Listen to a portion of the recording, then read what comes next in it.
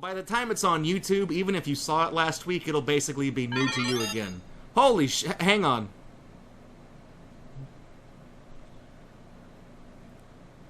Did you accidentally type like a couple extra zeros on the end of that one, Tabitha? What are we doing here? Okay.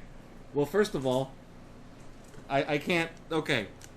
I got my bit thing. I've revealed that these are just crappy dice I got from China. We got the bit thing. Unfortunately, where's the rest of the dice? Where'd I put the damn? I'm a horrible DM. I can't do this a whole bunch because this is how much is left in the bag. I've been making too many shots, and you guys have been way too damn generous with the bits. But y'all know. Here, I'll turn it to face the camera. Here we go. I don't know how many went in, but enough did, I think. So, if you guys, do bits, maybe I'll try to pick some of these up there and be right back. But, for the time being, gotta slam dunk that. Tabitha! Tabitha is the only person in the history of this stream who has set off the 10,000 Twitch penny alert. Only person who's done that, and then she's also, in that same regard, the only person who's set it off multiple times, and currently has set the high score with 30,000 Twitch pennies. I am genuinely humbled by your generosity. I don't know what beggar I helped in a previous life to deserve that dividend, that karmic repayment, but thank you very much, Tabitha. Where the hell did I put them? I think I've slammed this door shut too many times, and now everything is moved around. Where the hell are they? Okay, well here's some of them. Oh, they're all mixed together. Ah, shit. Well, I'll grab a couple that I do remember.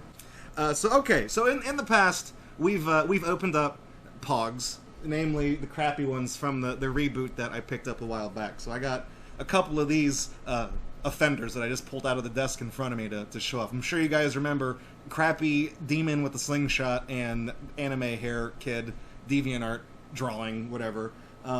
So these are trash that we opened up from, about a decade ago when they tried to bring Pogs back.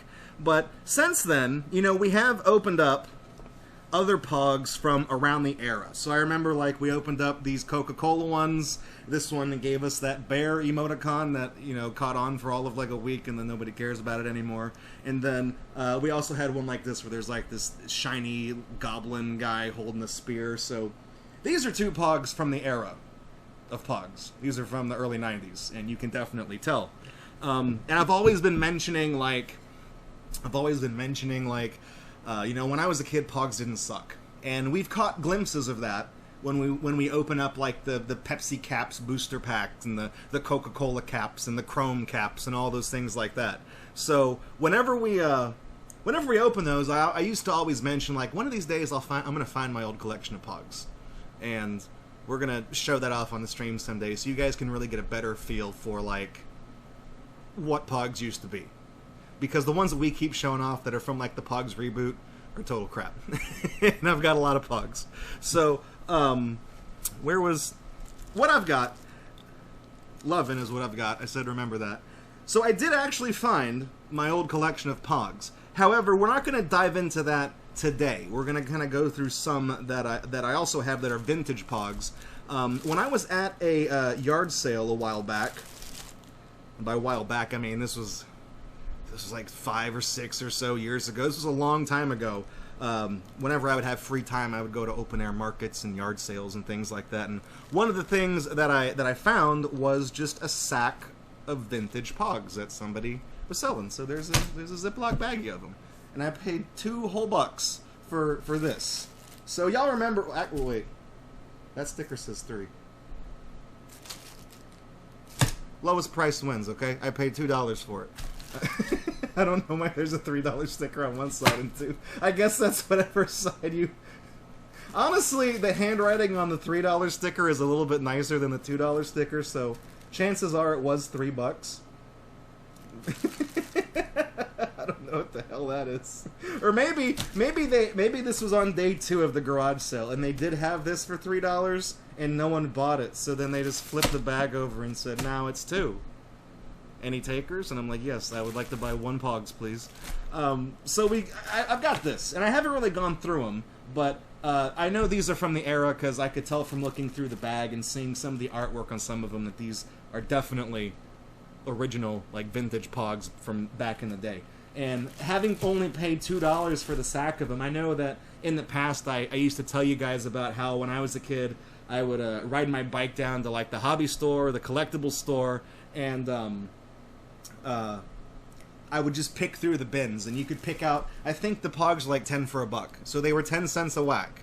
So I had to, you know, if I only had $1 on me, I could only get 9 of them because there's sales tax, and that comes out to be like 97 cents, 96 cents in Texas or something like that. So if I had $1 on me, that meant I had 9 Pogs. I could pick out any 9 I wanted.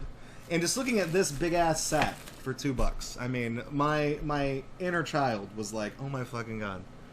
So I picked these up. I haven't really gone through them all, but there's a few in there that I see that I remember, like this one on the back. That's actually a coupon for a free Dairy Queen treat.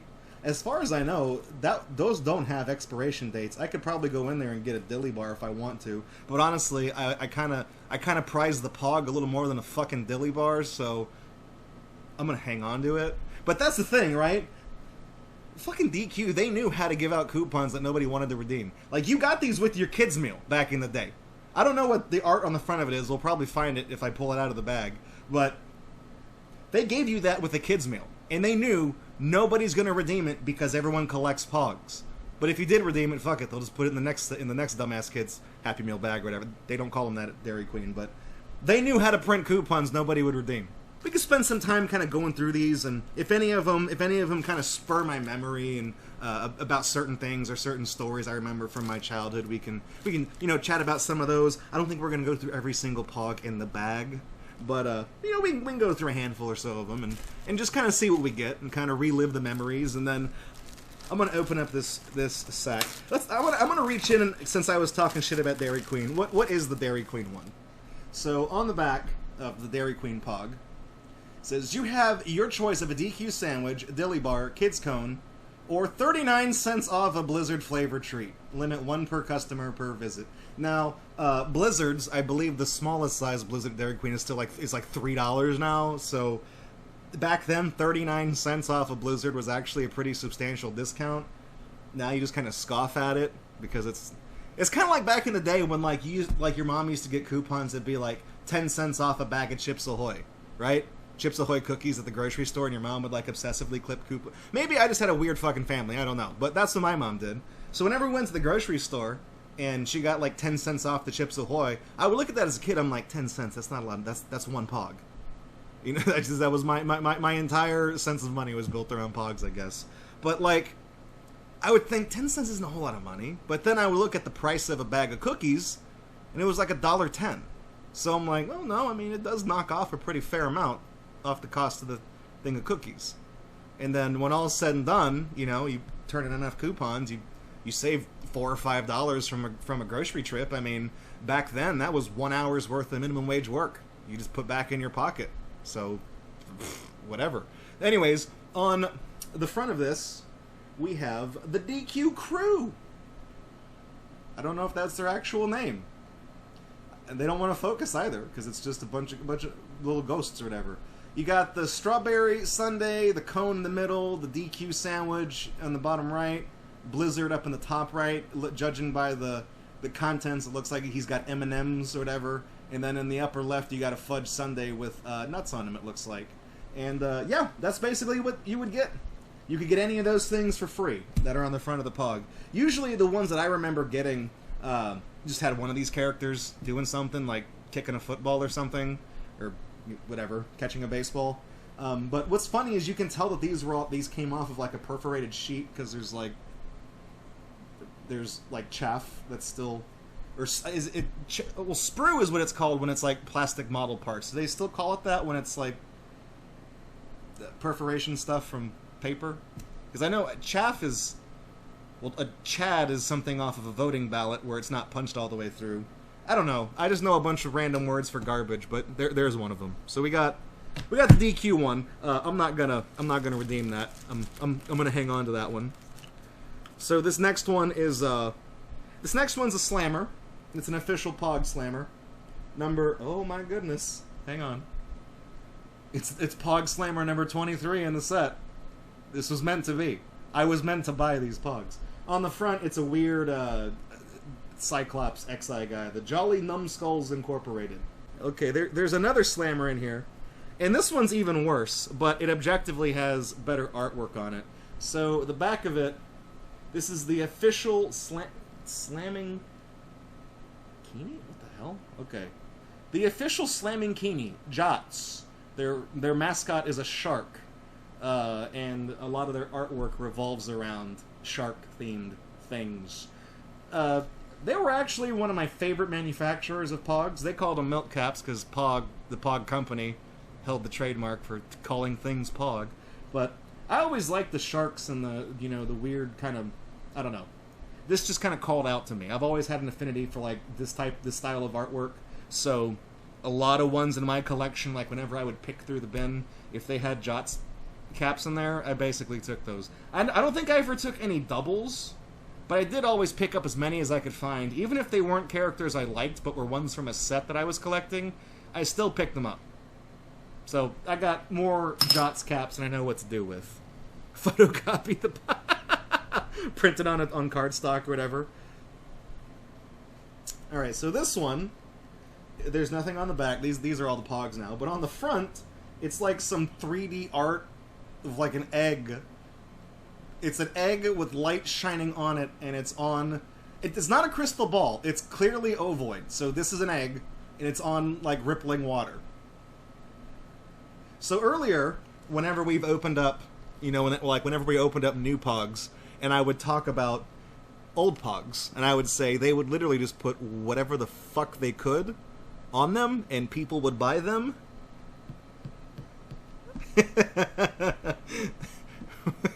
I mean, what the hell is what is this? It doesn't. There's no markings on the back, so there's no like manufacturer. So I don't know if it's from a set. Are there more of these? Are they different colors? Is there eggs in different places? Is there like an egg in space? Is there a jungle egg? Is there one that's sitting on top of the pyramids? I don't know. Is there other weird mystic shit? I don't even know. The egg constellation, which is just one star. That's so. That's a good one to start on. This next one, so you can see on the back, if they were from a specific company or stuff like that, they usually print it on the back of them. So this is this is an official Pog, number 13, and I think somebody put a dot on the back to denote that it was theirs in a collection, I'm guessing. And on the front, it's just, this one just says Pog. So a lot of these official Pog ones just say this, and it doesn't want to focus because it's damn holographic prism. I don't remember that mascot's name, but he was like a little caveman guy or something. He has a name. I just don't remember what it was. So, I don't know. But this one on the... What? Okay, well... There's a story here, and I don't know what these are. Okay, here's the front. I don't know what this is. It's just some weird psychedelic thing. But on the back of it, somebody has written "not a real shotgun."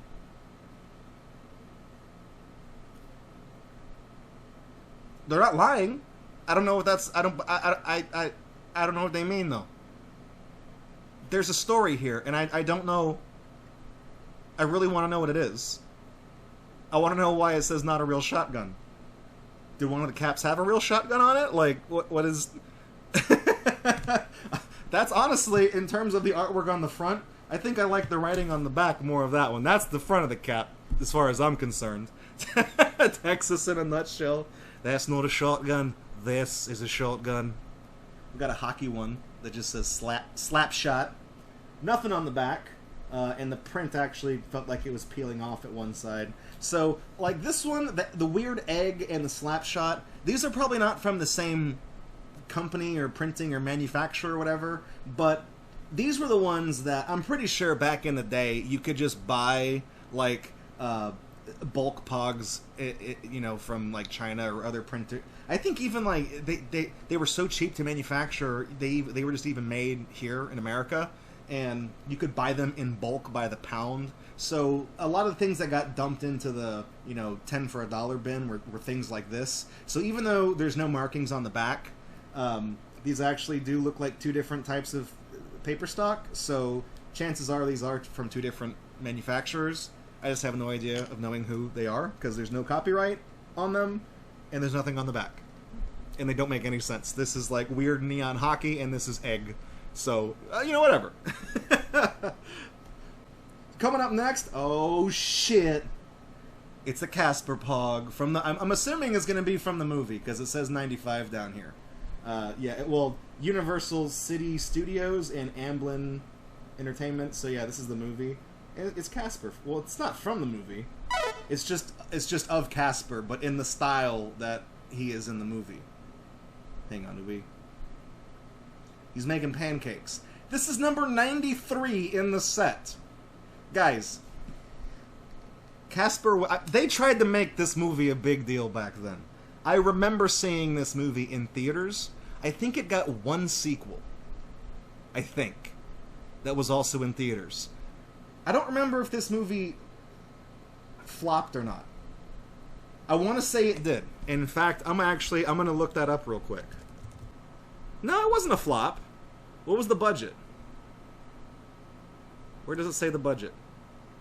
I mean, going by the worldwide gross, it's $287 million.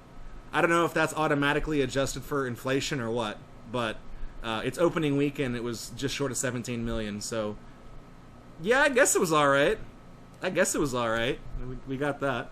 So I go to Rotten Tomatoes. Buster Keaton rules. I saw the movie and it was shit. You know, my only takeaway from the Casper movie is when Casper is explaining to the girl, Christina Ricci, I think, is the actress when she was younger, played that. When she asked him what it's like to be a ghost, Casper described it as being made out of the stuff that you feel when your leg falls asleep. And that has kind of haunted me for, no pun intended, that has kind of haunted me forever. Because, I mean, fuck it. Steven Spielberg doesn't know what happens when you die. Nobody fucking does. But if you turn into a ghost and it just feels like your leg is permanently asleep, but that's your whole incorporeal form, I hope I never die. Oh, hell yeah. So, okay, there's nothing on the back of this one. But I think they're trying to go for like a Star Wars motif. You got these guys riding a giant desert tortoise, and they kind of look like stormtroopers, but they're not. But they got guns, and they're wearing white armored suits. And then you got like a nondescript planet floating in the background. These were the ones I really liked. I loved shit like this when I was a kid. In fact, I know I've got a lot of these similar to this one in like my collection. This is a good one. That's a good one. Also, can we just focus in on this trooper right here? Very well defined ass. He's definitely, you know, he didn't skip leg day in boot camp. He knows what's up. Next one is actually kind of a, so this is number 12 in the Pog set. And again, somebody wrote on the back, so I think it did belong to someone. And this was 13, and it has a different back. This is a kind of a gold foil back. Because these are actually the same Pog, except the gold foil one is holographic, and then this is the non-holo. So, kind of a dupe, but not quite a dupe. The Pog Company did that with a lot of their ones. They would basically issue, like, you know, Pogs 1 and 2 were the same picture, but 2 was the shiny version, and then 3 and 4 were the same, and basically all the even-numbered ones were the chase ones. So we got something like that. And we've also got, oh, hell yeah. So again, nothing on the back, don't know who it's from, but if you flip it over onto the front, it's literally that scene from Aphex Twins' Come to Daddy where he screams at the old lady. Like, this is cool. This is badass. I mean, when I was a kid, I probably would not have picked this one up if I had to, like, if it came down to me, like, making up my mind. If I had, like, 12 Pogs in my hand and I was like, okay, 3 of them have to go because I can only bring 9 home because that's all I can afford with, like, $1. This one would not make the cut. But today, I appreciate it because the art is fucking off the wall. And it fits in with the theme of Pogs. It's just, put something on it. Kids will like it. It's fine. Whatever. So, wow, PT looks great. Do I have an ancient Egyptian Mew Pog? I don't think so. I have the card you got from seeing the movie, but I don't know if there are Pokemon Pogs. In fact, Pokemon Pogs were really, really popular in Mexico, where they're actually called Tazos. And I think I have a few of those in my own collection, but not many. Because I remember when I was in middle school, Pogs were still kind of a thing. I mean, obviously they had to be for Pokemon to be printed on them, and since I lived so close, to the border, it was like, well, sometimes those things kind of make it up. So okay, nothing on the back of this one, but it's kind of weird and yellowed and faded. And on the front, it says Feeble, and there is some type of if we zoom in, there's some type of really low res fractal. Was like probably generated with like a Windows 3.1 fractal generator, and they just took a screen cap and then slapped Feeble on top of it in like Corel. But this one actually down here says M19, copyright 1994. So I don't know if M19 is the company that produced it. Doesn't sound like it. It sounds like it's part of a set, and the letter probably denotes the style, and the number denotes the one in that set. So by my best guess is that whoever made this set M is all fractal art of this type, or maybe something that says Feeble in various different styles, and then this is the 19th one. That's my guess. That's my Antiques Roadshow guess at appraising it. Alright, so again, another mystery blank. We flip it over, and this... Okay, it's this way. Holy shit. Man, it's like early 3D. It's like the egg, except slightly cooler. It's like underwater. I think it... No, okay, because I see bubbles. So these are like underwater pods, and there's like little guys and little dudes in there. That's fucking badass. There's like no furniture. They're just standing in there. They're in their own purgatory. They're in hell. They can see their friends up here inside that, and all they can do is wave to them or shoot them the finger or whatever. Like, they can't actually talk to them. But at least they're each in there with a buddy, and so they're not going to go crazy. This makes no sense. I don't know where this is from. I have no idea what the context is. It makes as much sense as egg. But, do I love it? Of course I love it. It's amazing. This next one is... Okay, so this is an official Pog. If it focuses... this one's an official. Number 49, series... It's either a Roman numeral 2 or it's an 11. I'm assuming it looks like a Roman numeral 2. So on the front of this one... Oh, well, his name is Pogman. I guess. Answers that question. He's having a very bad hair day, because he turned on the hairdryer and it blew all of his hair off. Get it? What's weird is that I noticed that this is marked 1994, and this is Series 2, and these other ones that we had earlier are also 1994, and they're not marked Series 2, so this is Series 1, and 2 came out the same exact year. So, yeah, it was a big thing for a while. I'm assuming maybe this was the beginning of the year, and this was the end of the year, if they didn't do 3 series. I don't even know. But if you're wondering what WPF stands for, it stands for World Pog Federation, I believe. I think it is. And then last, what I got in my hand, I'll pull out a few more because we can kill some time. Again, nothing on the back. On the front, we got some weird, like, System Shock style thing going on here. It's like an eye, and it's blended into like this weird mechanical backdrop. Looks like a Tool album cover or something. I don't fucking know. I like this one. I think Tabitha Bunny might actually appreciate the art on this one, because I know she's into like that kind of grungy comic style artwork, and for some reason I think of her when I see this one. It is very like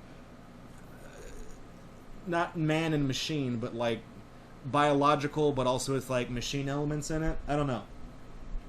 But this one's an alright one. I think this would have caught my attention when I was a kid, but I probably wouldn't have picked it out of the bunch, especially if I was in the process of looking for stupid shark pogs from the Jots Company. But this one's alright. I like that one. That's a cool one. And see, Tabitha Bunny in chat says that one's really cool. There you go. There you go. Rocky says, that's Tool's cover band. It's called Apparatus. This one actually, okay, I'm not going to look on the others. I'm not going to spoil this one. But this one is irregularly shaped.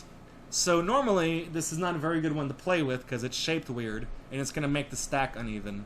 And basically, if you were actually playing like competitively, or you wanted to play for keeps with your friends or whatever, you wouldn't want this in the stack. Or maybe you would, if it's yours, and you want to try to game it so that when you shuffle the Pogs, this is at the bottom and it fucks up the whole thing, and basically you win in like one go, because that can happen. But it's regularly shaped, and I don't know what's on the other side.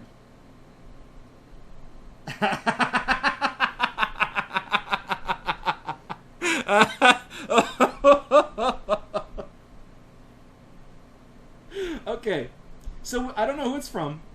It has a copyright date of 1994, and it's number 47 in the set from whoever made it. It doesn't say who, so good luck collecting the rest of them. But let me just focus on this.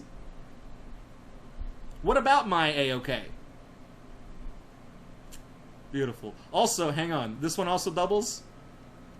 Oh, shit. Got you. Everybody watching. Gotcha. Oh, oh. Got you again.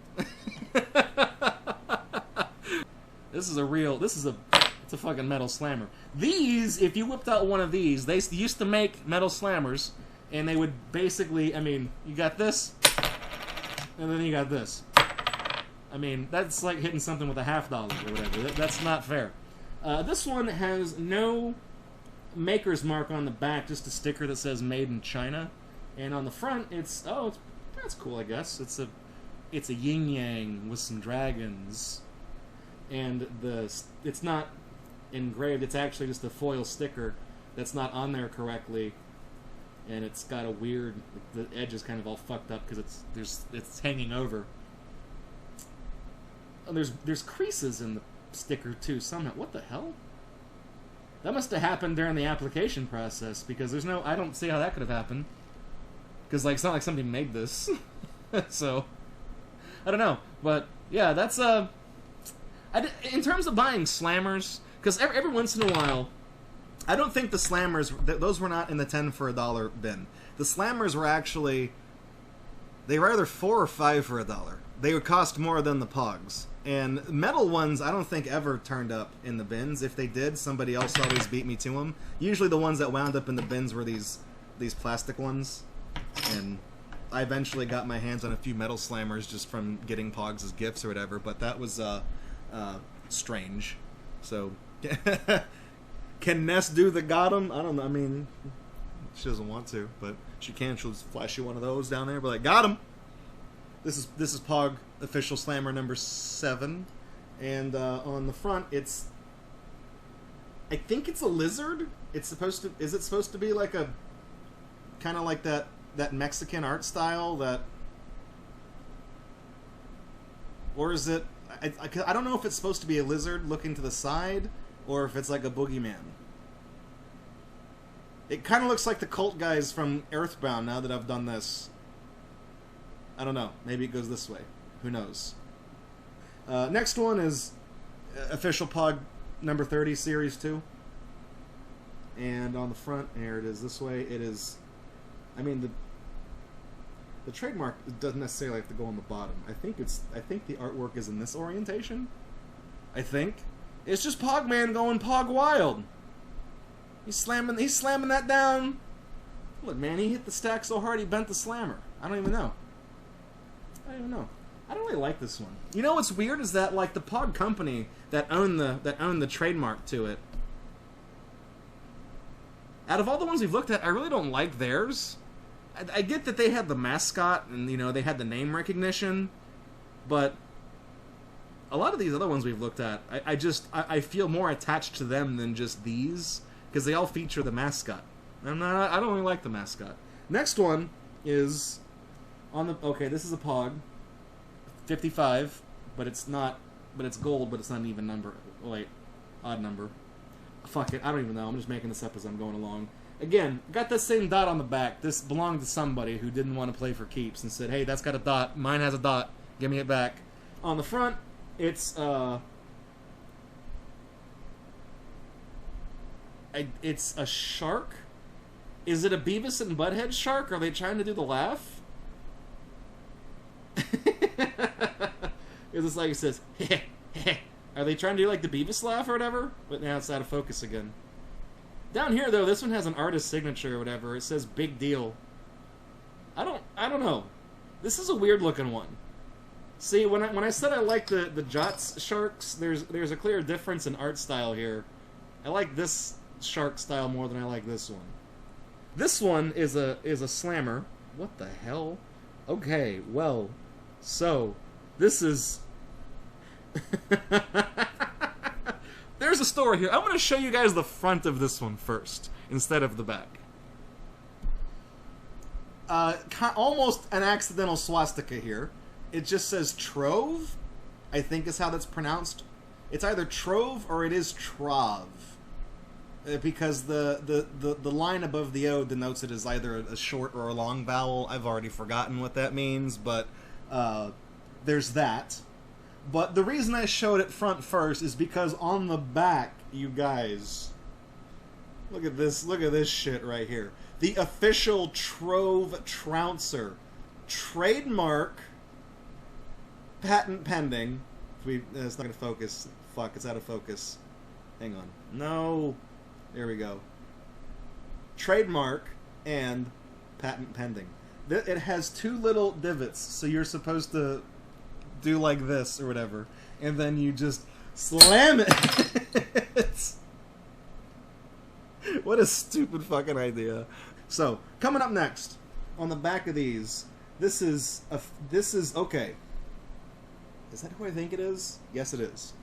So if we focus on this is the official Slammer Jammer, and then this logo way up here in the upper right is the Imperial Toy Company. Now I remember, I don't know if Imperial is still around. If they are, maybe they got bought by somebody else, but I remember back in the day, Imperial was kind of a trend chaser, and they made a lot of low quality kind of knockoff bootleg toys. I remember them making a lot of kaiju-esque toys that were sold at like dollar stores, because I definitely remember the crown, and I remember I had a few Pogs that had that logo on it. And needless to say, they weren't very grand. But I do like the name Slammer Jammer, and they did beat them to the punch, because they did trademark that before anybody else could say Slammer Jammer. So, you know, I'm sure there's a lot of I'm sure there were a lot of Pog manufacturers that were upset at the time, and I'm sure until that trademark expired, there were a lot of adult toy manufacturers that were upset about that trademark as well. So on the front, we've got Hammer Slammer, official Slammer Jammer. Hell yeah! Get this stupid thing. Look at this ridiculous damn Hammer Slammer, official Slammer Jammer. It's not even heavy. It's not even like it's. At least this, the official Pog Slammer is at least has a little bit more material made out of it, so it is. There is a little more bulk to it as far as plastic slammers go. But this is like nothing, and most of the back is milled out. Not milled out, but like when it's injection molded or whatever and pressed, there's a lot of empty space back here to let the text. You can see that, so you can read it. Basically to save as much plastic as they can when they manufactured the next Slammer Jammer after it. So it just feels very cheap. I feel like I could probably break this in my hand if I wanted to, but I'm not going to.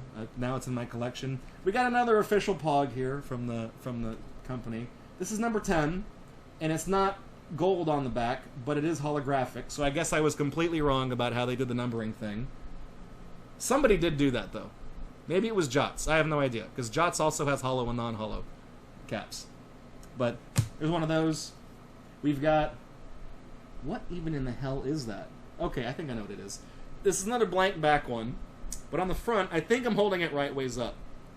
There's like... It's like an android that kind of looks like Boba Fett over here on the right.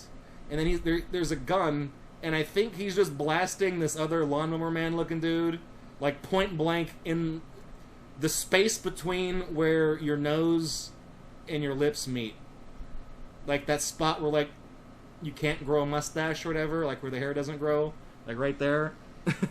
Well, no, it does grow there if you're Hitler. But if you're a normal person, aside from Charlie Chaplin, hair doesn't grow there. So it's like a weird android thing. And the last one we have is a slammer.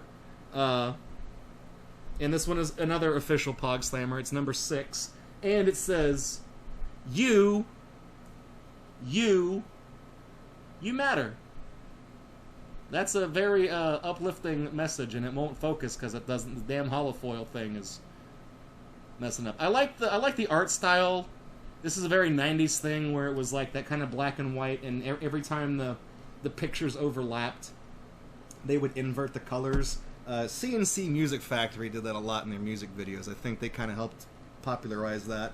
But yeah, it's a weird one. I mean, I probably wouldn't have picked this one up when I was a kid because I thought it would have been cheesy. I would have really liked the red prism on it, but then as far as the design goes, I would have been like, I don't know. I'm not too enthused on that one. But that's it is what it is. It is what it is. So I got a whole bunch left inside. I see another Slammer Jammer in there, so that'll be for another day. But I got a whole bunch. You matter. You haul. It's all the same. It's all the same. So, you know, I don't know. We always kind of tend to do this whenever we get a potluck of things, and we reach in, and I'm like, which one's my favorite? I was gonna do them separately, you know, for Slammers and Pogs. So we had the Slammers here, but the one that I was gonna pick as my favorite, just on sheer stupidity alone, is the one that I don't know where it went.